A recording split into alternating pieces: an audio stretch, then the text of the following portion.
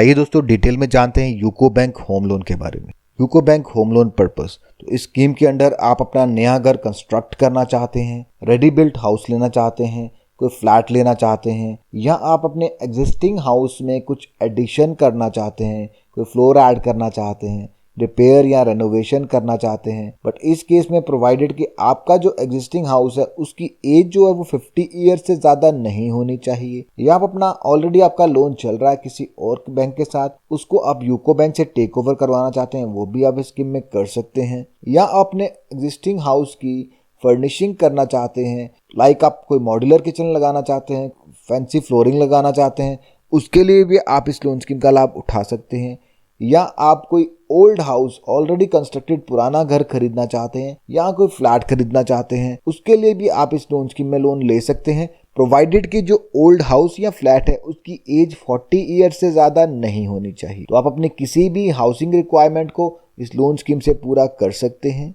Eligibility criteria, कोई भी individual, चाहे वो नॉर्मल सिटीजन हो, एनआरआई हो, पीआईओ हो, बट उनकी एज जो है वो मिनिमम 21 ईयर्स होनी चाहिए और मैक्सिमम 75 ईयर्स होनी चाहिए, तो वो लोग इस लोन स्कीम का लाभ उठा सकते हैं, प्रोवाइडेड कि उनके पास कोई रेगुलर सोर्स ऑफ इनकम होना चाहिए, चाहे वो सैलरीड है या नॉन सैलरीड है। Regular source of income must है but valid income proof. For example, अगर आप सैलरीड हैं तो आपकी जो सैलरी स्लिप्स होती हैं वही आपका इनकम प्रूफ होता है। नॉन सैलरीड है तो आपकी आईटीआर ही आपका इनकम प्रूफ कंसीडर किया जाता है। लोन डॉक्यूमेंटेशन, लोन डॉक्यूमेंटेशन में सबसे पहले आता है केवाईसी।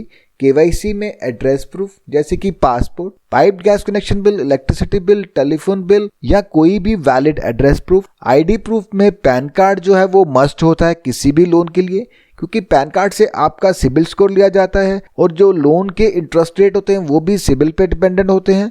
और अगर आपका सिबिल में कुछ बैड लोन्स वगैरह होते हैं तो बैंक आपको किसी भी तरह का लोन नहीं देते हैं। उसके बाद में आपका इनकम प्रूफ, जो कि डिपेंड करता है आपके प्रोफेशन पे। अगर आप सैलरीड हैं तो आपकी जो लेटेस्ट सैलरी स्लिप्स होंगी, 3 सैलरी स्लिप, वही आपका इनकम प्रूफ कंसीडर किया जाएगा।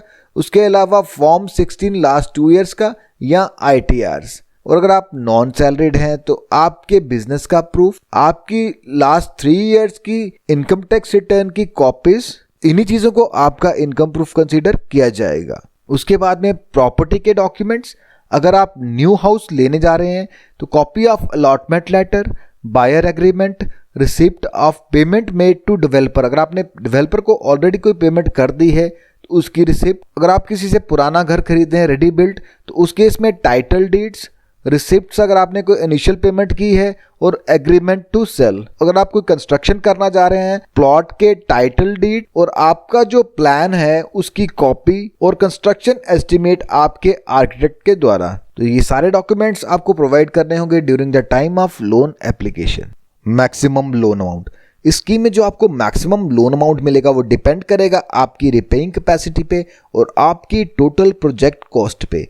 फॉर एग्जांपल, आपकी जो प्रोजेक्ट कॉस्ट है अगर वो 30 लाख के बीच में है, अप टू 30 लाख है, तो उस केस में आपको 90% फाइनेंस मिल जाएगा।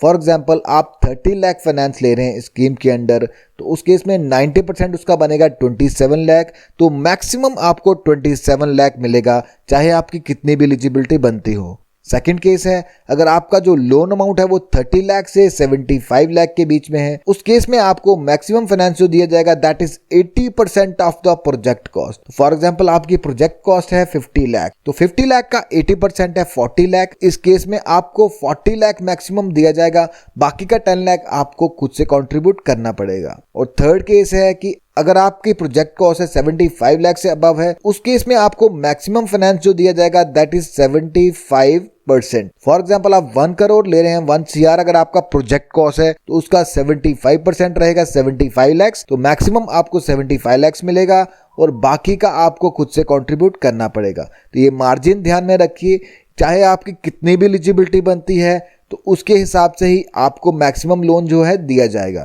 उसके बाद में एक और मेन चीज़ होती है जो आपका क्वांटम जैसे कैलकुलेट किया जाता है, तो वो डिपेंड करेगा आपकी ग्रॉस मंथली इनकम पे। अगर आपकी ग्रॉस मंथली इनकम जो है वो अप टू 50,000 है, उस केस में 60% जो आपकी सैलरी है उसमें से डिडक्शंस कर सकते हैं। बाकी जो 40% है वो सेफली आपके घर पे जानी चाहिए। 40% यानी कि 20,000, 50,000 में से 20,000 सेफली आपके घर पे जाएगा और बाकी के 30,000 में से आपकी इस लोन की ईएमआई, और इसके अलावा अगर आपका कोई और भी लोन चल रहा है तो उसकी ईएमआई भी इसी 60% यानी कि 30,000 में से डिडक्ट होंगी।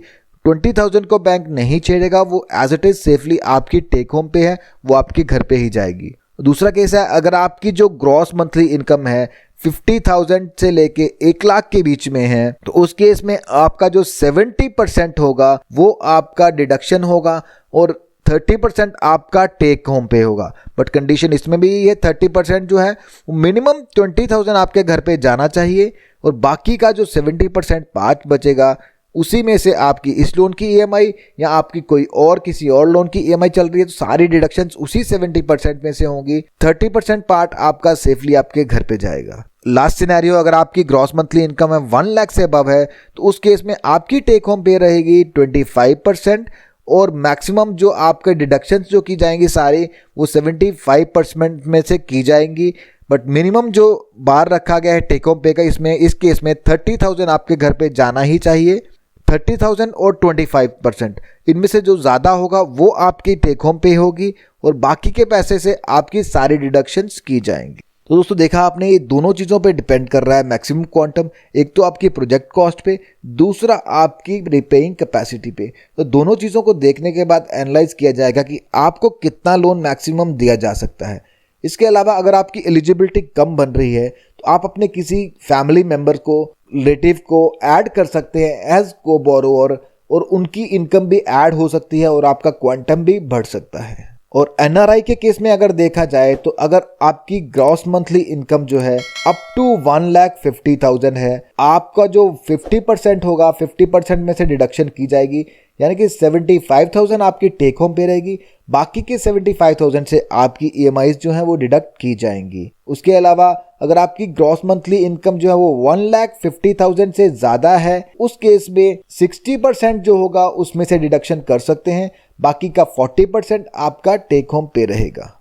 इसके अलावा आपकी जो स्टैंप ड्यूटी है, रजिस्ट्रेशन है या डॉक्यूमेंटेशन चार्जेस है, उनको आप अपने लोन क्वांटम में इंक्लूड नहीं कर सकते। बट आपकी जो प्रोजेक्ट कॉस्ट है अगर वो 10 लाख से कम है तो उस केस में आप स्टैंप ड्यूटी, रजिस्ट्रेशन या बाकी सारे चार्जेस जो हैं उनको भी आप इंक्लूड कर सकते हैं। बट नॉर्मली जो प्रोजेक्ट कॉस्ट अगर आप 10 लाख से रेज कर रही है, इन सब चीज़ों को आप उसमें इंक्लूड नहीं कर सकते। बट आपका जो होम आप कंस्ट्रक्ट करने जा रहे हैं उसके लिए अगर आप इंश्योरेंस ले रहे हैं या लाइफ इंश्योरेंस ले रहे हैं, उसको आप अपने क्वांटम में इंक्लूड करवा सकते हैं। रेट ऑफ इंटरेस्ट, तो अभी के लेटेस्ट रेट्स हैं जो आप अपनी स्क्रीन पे देख पा रहे हैं। जैसा कि मैंने आपको ऑलरेडी बताया था कि आपके जो रेट ऑफ इंटरेस्ट हैं वो डिपेंडेंट होंगे सिबिल स्कोर पे। फॉर एग्जांपल आपका सिबिल स्कोर 775 एंड अबव है, उस केस में आपको चार्ज किया जाएगा यूको फ्लैट रेट ओनली जो कि है 6.90%। और अगर आपका जो सिबिल स्कोर है 750 एंड अबव है तो उस केस में आपको चार्ज किया जाएगा यूको फ्लैट रेट प्लस 0.25% का स्प्रेड। इन दोनों को ऐड करके आपको जो रेट है वो चार्ज किया जाएगा। और अगर आपकी सिबिल स्कोर जो है 750 से बिलो है, उस केस में जो स्प्रेड है वो है 0.35% का यूको फ्लैट रेट जो कि इक्वल है 6.90% के, उसमें ऐड किया जाएगा 0.35%, तो उतना रेट आपको चार्ज किया जाएगा। तो देखा आपने कि आपके जो रेट ऑफ इंटरेस्ट हैं वो डिपेंडेंट है आपके सिबिल स्कोर पे। आपका सिबिल स्कोर बढ़ेगा तो रेट ऑफ इंटरेस्ट कम होगा, आपका सिबिल स्कोर कम होगा तो रेट ऑफ इंटरेस्ट जो है वो बढ़ जाएगा।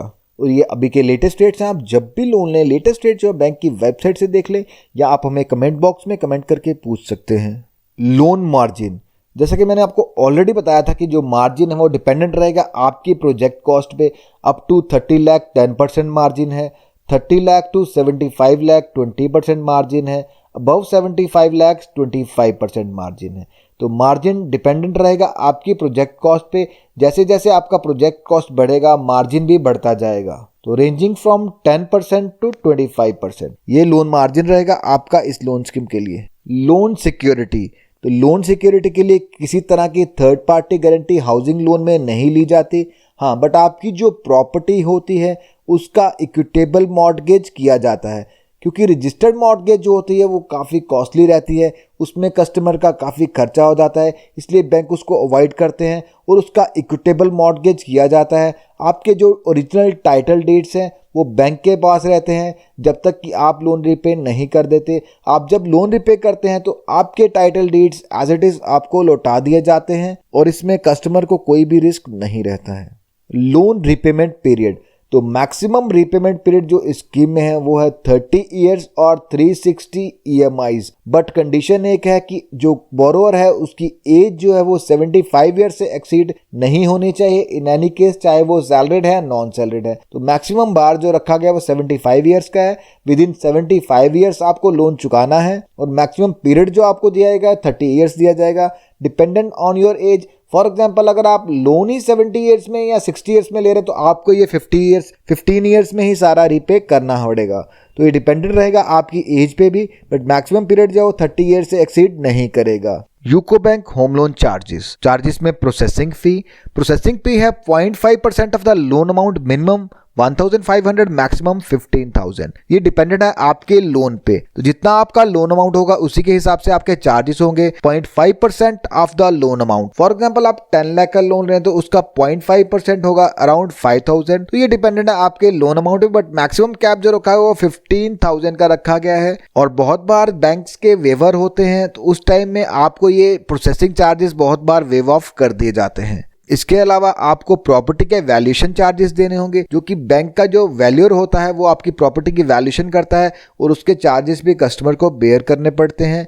बैंक का जो पैनल लॉयर होता है प्रॉपर्टी की लीगल ओपिनियन रिपोर्ट देता है, उसके भी चार्जेस कस्टमर को ही बेयर करने पड़ते हैं। वैल्यूएशन और लीगल ओपिनियन के चार्जेस अराउंड 5,000 के करीब होते हैं, तो वो भी कस्टमर को ही बेयर करने पड़ते हैं। इसके अलावा अगर आपके स्टेट में कोई भी स्टैंप ड्यूटी एप्लीकेबल है तो वो भी आपको भरनी पड़ सकती है। और स्टैंप ड्यूटी जो है वो स्टेट टू स्टेट वेरी करती है, वो डिपेंड करेगा आपकी स्टेट में कितनी स्टैंप ड्यूटी है उतनी आपको भरनी पड़ेगी। तो दोस्तों ये था UCO bank home loan scheme. कैसा लगा आपको आज का ये वीडियो? कमेंट बॉक्स में कमेंट करके जरूर बताएं। अगर आपको ये वीडियो पसंद आया तो वीडियो को लाइक करें, चैनल को सब्सक्राइब करें। Thank you for watching.